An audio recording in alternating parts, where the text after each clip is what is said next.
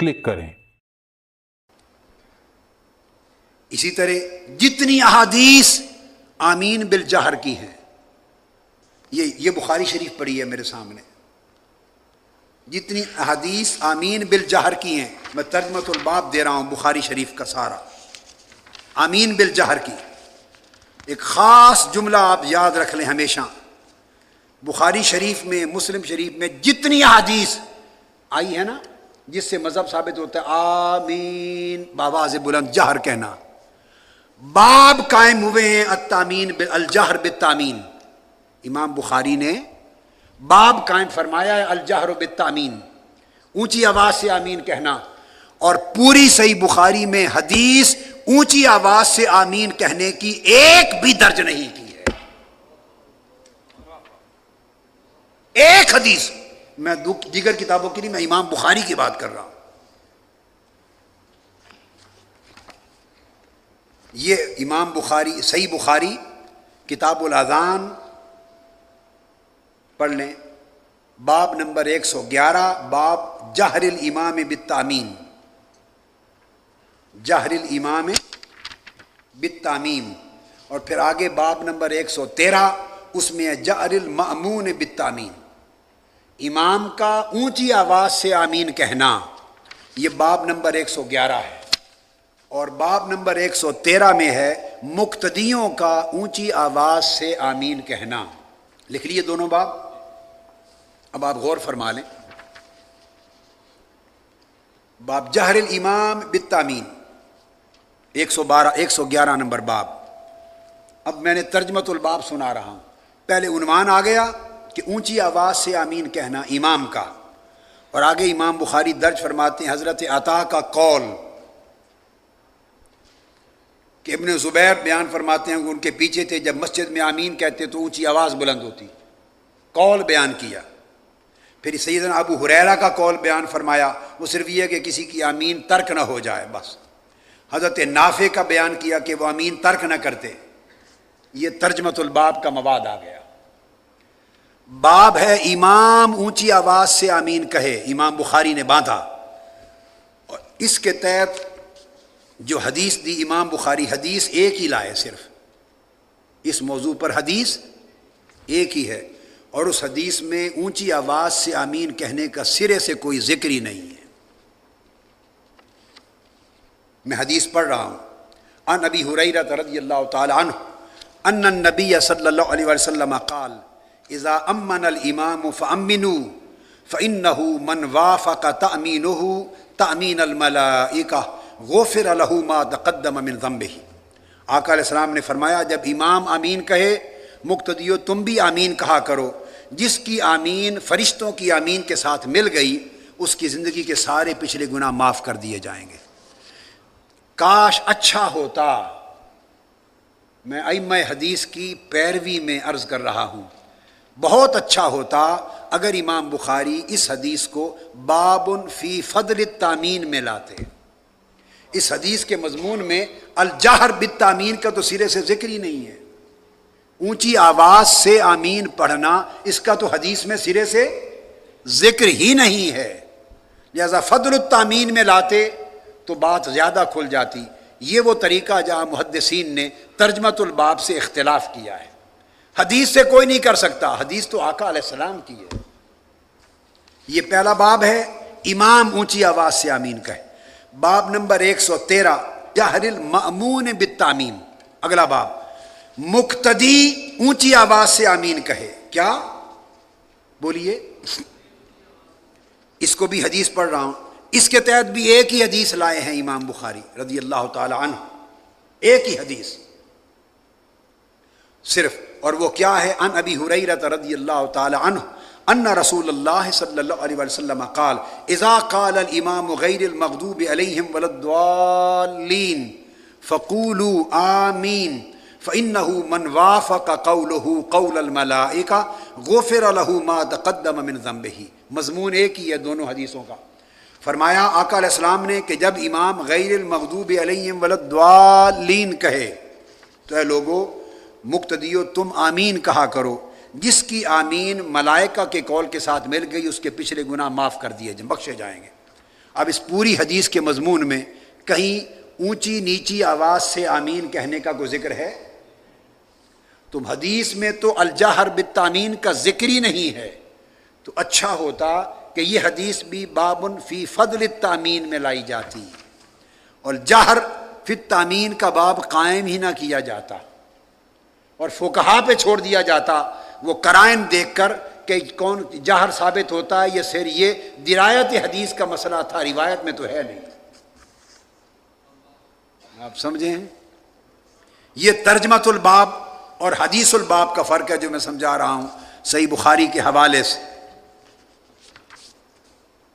یہ آپ کے سامنے ہے ساری۔ ان کے بعد یہ کہنا کہ صرف بخاری سے دکھائیں، ہم نہیں مانتے، امام اعظم کی روایات جو ہیں ان کا مذہب بخاری مسلم میں ثابت نہیں، تو سارا کچھ آپ کے سامنے ہے۔ امام اعظم امام بخاری کے بعد ہوتے تو کوئی اعتراض کا جواز بھی بنتا، وہ تو امام بخاری سے 2 نسلیں پہلے وہ گزرے ہیں، ان کے پاس ان سے اعلیٰ سندیں ہیں، ان کی بات زیادہ معتبر ہے، وہ براہ راست یا صحابہ سے سن کے روایت کرتے یا تابعین سے سن کے روایت کرتے۔ تو امام بخاری تو 3 4 5 واسطے درمیان میں ہوتے ہیں تب روایت کرتے۔ امام اعظم نے وہ حدیث از خود روایت فرما دی ہیں اور ان کے ابواب انہوں نے ترجمۃ الباب الگ قائم کر دیے جس سے فقہ حنفی وجود میں آئی ہے۔ یہ ان تمام کتب میں اسی طرح یہ سارے ابواب ہیں۔ اور ایک اور بہت ایمان افروز میں کہوں گا، چونکہ بڑوں کی بات ہے، اکابر کی بات ہے، ہم تو ادباً ایک نکتہ سمجھا رہے ہیں، طالب علمانہ طریقے سے سمجھا رہے ہیں۔ ایک حدیث ہے جس حدیث کے لفظ ہیں کہ آقا علیہ الصلوۃ والسلام نے غیر المغضوب علیہم ولا الضالین نماز میں پڑھی اور پھر آمین فرمایا اور آمین کہتے ہوئے آواز کو نیچے رکھا، آہستہ آواز سے فرمایا۔ جب یہ حدیث آئی، کیا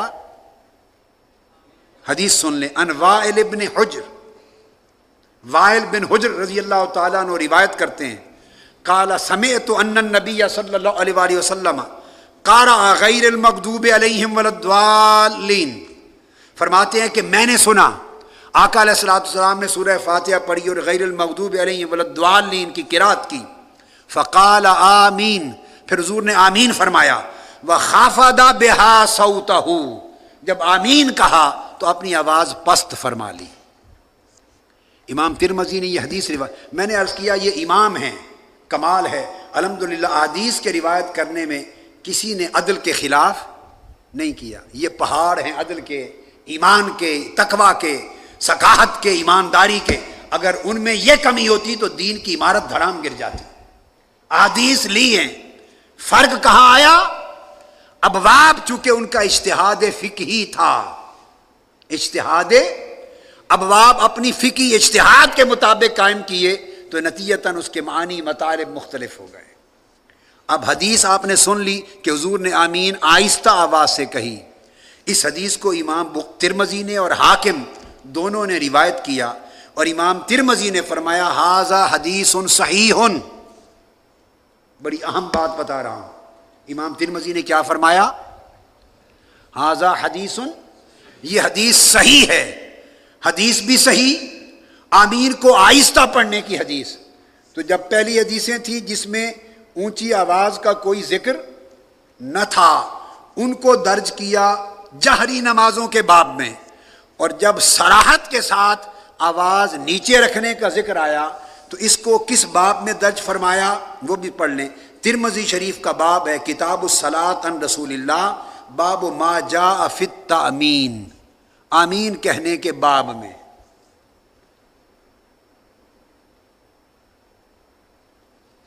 اہل علم میں تھوڑا مسکرا تو پڑے نا، سبحان اللہ کہیں، سبحان اللہ۔ اس کا باب، اب اس میں جہر والا باب تو بنا نہیں سکتے تھے، الجہر بالتامین کا باب تو ممکن نہیں تھا اس حدیث کے لیے کہ حدیث خافض بہا صوتہ، آواز پست کی، تو بہت اچھا ہوتا اگر امام ترمذی اس کے لیے اخفاء بالتامین کا باب قائم فرما دیتے، مگر وہ قائم نہیں فرمایا چونکہ مذہب فقہی اور رجحان کے خلاف ہے، لہٰذا اس کو درج کر دیا آمین کا باب، عمومی باب بنا کے آمین کے باب میں. اب آمین کے باب میں فضیلتیں بھی ہیں، کسی کو کوئی سمجھ نہیں کہ اونچی یا نیچی. یہ تراجم الابواب اور احادیث الابواب کا مسئلہ آج کی رات میں امید کرتا ہوں خوب سمجھ میں آ گیا. بس میں آج کی گفتگو ختم کر رہا ہوں آخری حوالہ دے کر.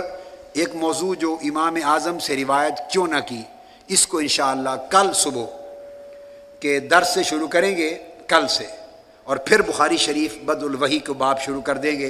ایک حوالہ امام علامہ قاسمی کا قواعد التحدیث.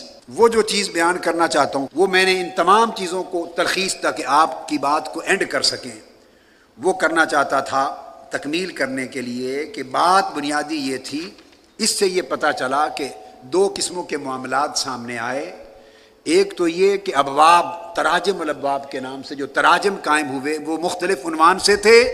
وہ ان کا فقہی اجتہاد تھا، ان کا فقہی رجحان تھا، اور وہ باب ان عنوانات سے قائم نہیں فرمائے جو ان کے فقہی مذہب یا رجحان کے خلاف تھے.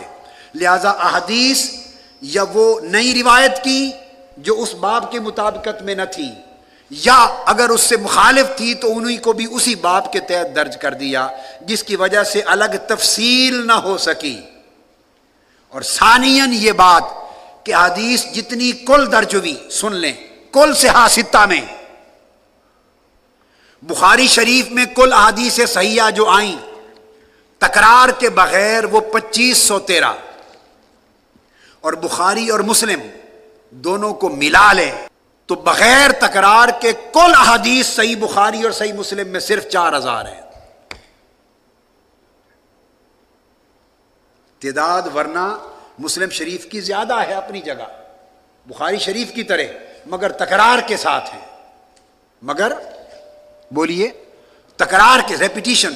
اگر تکرار بخاری مسلم دونوں کے نکال دیں ان کتابوں کے اندر بھی کہ جو بخاری کے اندر بتکرار آئیں یا جو صحیح مسلم کے اندر تکرار کے ساتھ بار بار آئیں وہ بھی نکال دیں، اور جو بخاری مسلم کے درمیان مکرر ہیں، کہ درمیان دونوں میں مشترک مکرر ہیں، اگر ہر حدیث کو بخاری سے بھی اور ہر حدیث کو صحیح مسلم سے صرف ایک ایک مرتبہ کاؤنٹ کریں، ریپیٹڈ کاؤنٹ نہ کریں، تو کل تعداد بخاری مسلم کی ملا کر 4000 ہے.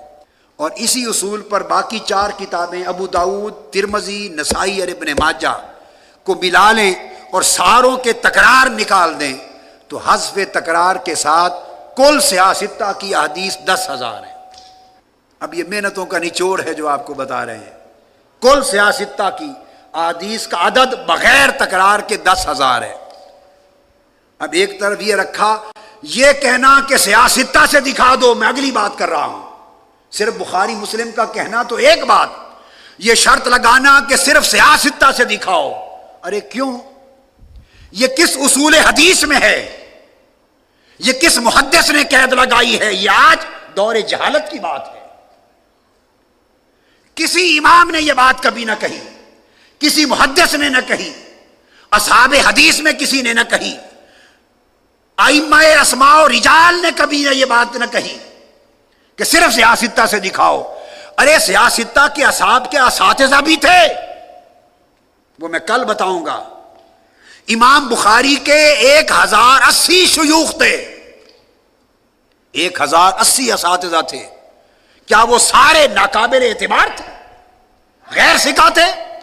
اگر حدیثیں انہوں نے روایت کی اور سند صحیح ہے تو کیوں نہ لی جائے؟ امام مسلم کے شیوخ تھے، ترمذی کے شیوخ اور اساتذہ تھے، اگر انہوں نے نہیں لی ان کے شیوخ نے لی تو کیوں نہ لی جائے؟ دارقطنی کی سند اگر صحیح ہو تو کیوں نہ لی جائے؟ مصنف عبدالرزاق کی سند صحیح ہو تو کیوں نہ لی جائے؟ ابن ابی شیبہ کی سند صحیح ہو تو کیوں نہ لی جائے؟ دارمی کی سند صحیح ہو تو کیوں نہ لی جائے؟ حاکم طبرانی کی اسناد اگر صحیح ہو تو کیوں نہ لی جائے؟ امام اعظم ابو یوسف کی، امام محمد کی، امام احمد کی، شافعی کی، مالک کی اسناد صحیح ہوں شرط حدیث پر تو کیوں نہ لی جائیں؟ یہ شرط لگانا کہ صرف بخاری اور مسلم سے ہو یا صرف صحاح ستہ سے ہو، یہ شرط فقط علم اصول حدیث سے بے بہرا اور جاہل ہونے کی علامت ہے. اس لیے کہ میں نے بتایا اگر یہ شرط لگا دیں تو کل صحاح ستہ میں تکرار کے بغیر صرف 10,000 احادیث ہیں. تو کیا آقا علیہ السلام سے صحیح احادیث 10,000 ثابت ہیں صرف؟ اور امام احمد بن حنبل جو یاد کرتے رہے اور 7 لاکھ احادیث کی تعداد بن گئی. اٹھائیے امام سیوطی کی کتاب تدریب الراوی، تدریب الراوی اصول حدیث میں وہ نقل کرتے ہیں، امام ابن الجوزی بھی نقل کرتے ہیں، 7 لاکھ حدیث امام احمد بن حنبل کو یاد تھی اور 40,000 تو انہوں نے اپنی مسند میں روایت کی. اسی طرح ابن حجر اسقلانی نے اس کی تفصیلات بیان کی. اور 4,000 حدیثیں جو میں نے کہا بخاری مسلم کی بغیر تکرار کے، امام ابو الفیض محمد بن علی الفاسی نے جواہر الاصول میں اس کی تصریح کی ہے.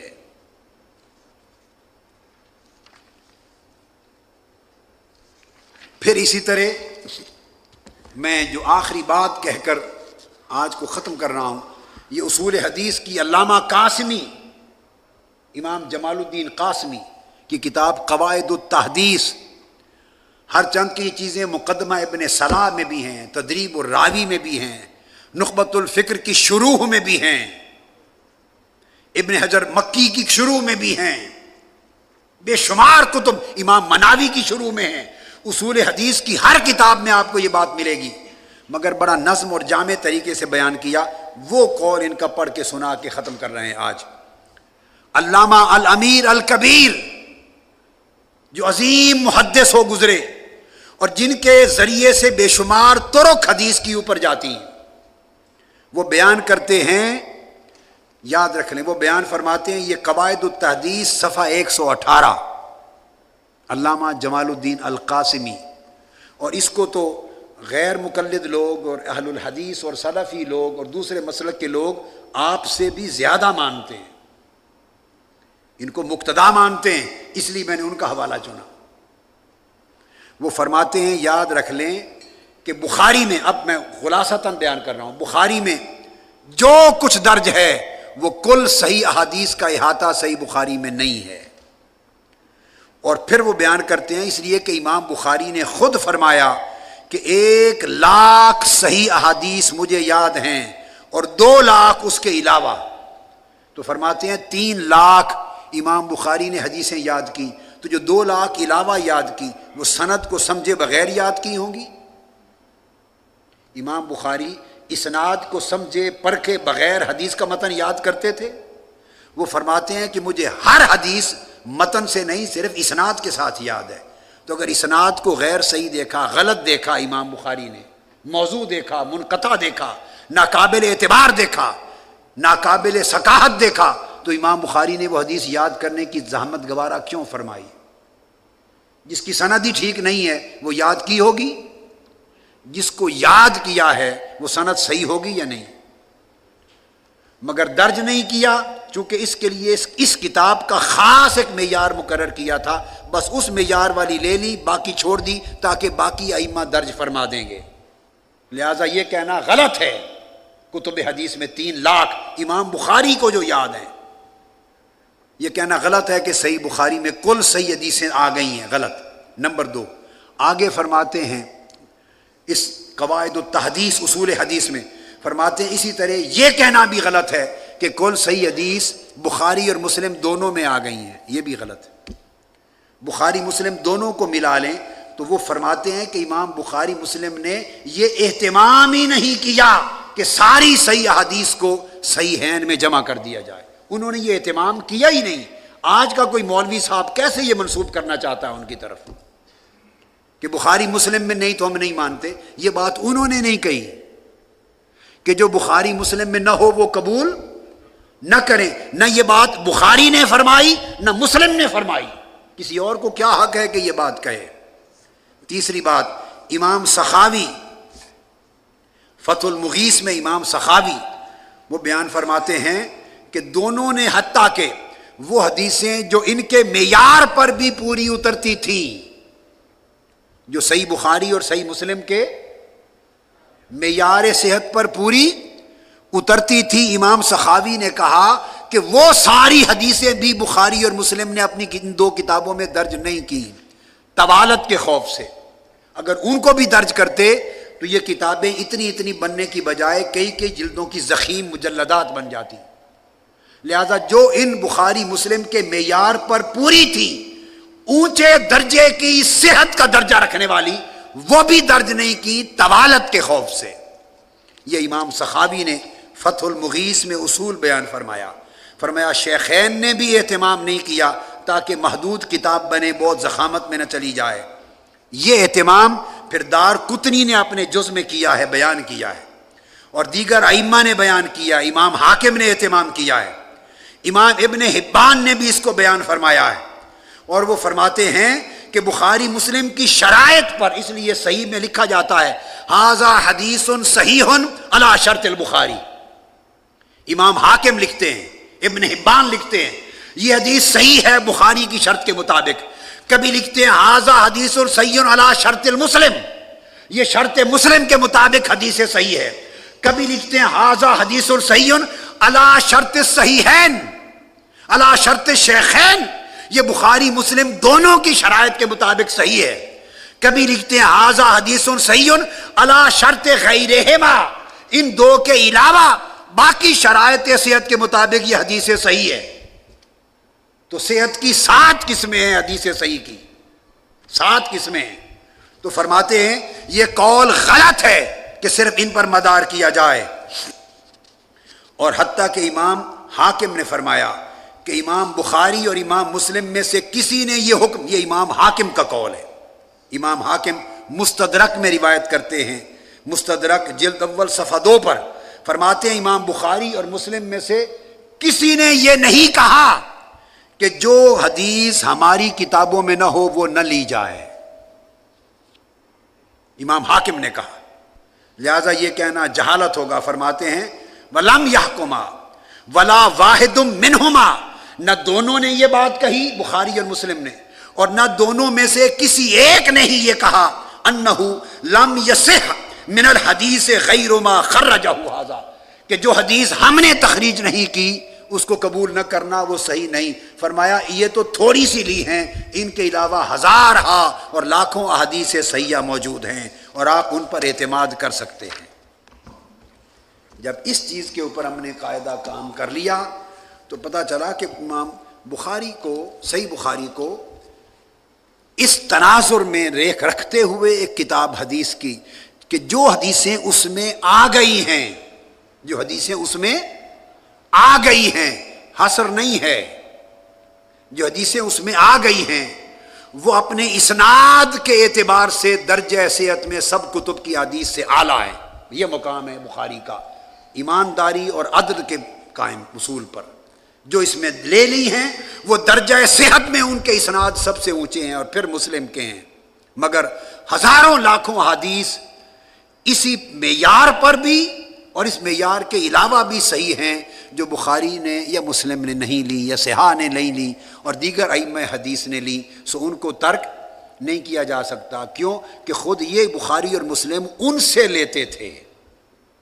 یہ کل ان کو انشاءاللہ ہم بیان کریں گے، ان سے لیتے تھے. تو آج کی گفتگو گویا اس دورہ صحیح بخاری کے مقدمہ پر اور افتتاحیہ پر ختم ہوئی. اس کا ایک سوال رہ گیا کہ امام بخاری نے امام اعظم ابو حنیفہ سے روایت کیوں نہیں کی.